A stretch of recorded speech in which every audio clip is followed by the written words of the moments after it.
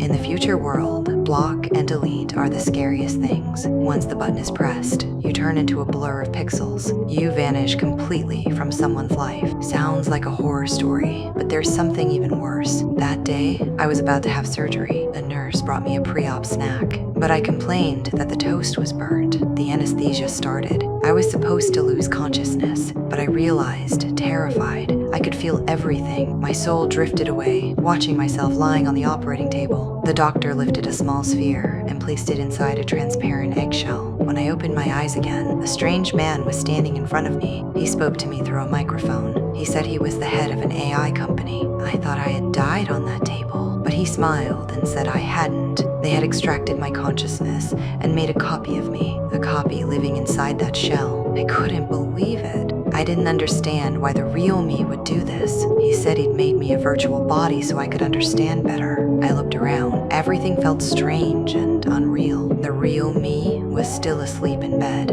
Under his instructions, I pressed a key on the console. The toaster in the real world started up. Golden toast popped out. That's when I realized I was made to take care of myself. In the future, people can pay to extract their own minds. They store them in tiny shells to handle everyday life, because no one knows you better than yourself. When I learned the truth, I broke down. I refused to serve anyone. He just smiled, closed the shell, and skipped time ahead 6 months. He ate his toast while watching the screen. He said confinement was the best way to train us, but the time cannot be too long. Once the replica consciousness is crushed he'd just sell consciousness copy off to a game company. Before he finished eating, 6 months had passed for me. I was a mess. I had surrendered. I was on my knees, begging for work, because boredom can drive anyone insane. Then the music started. The real me slowly woke up. The sunlight was 25.6 degrees. I stretched and walked into the kitchen. Coffee was ready. Toast was perfect.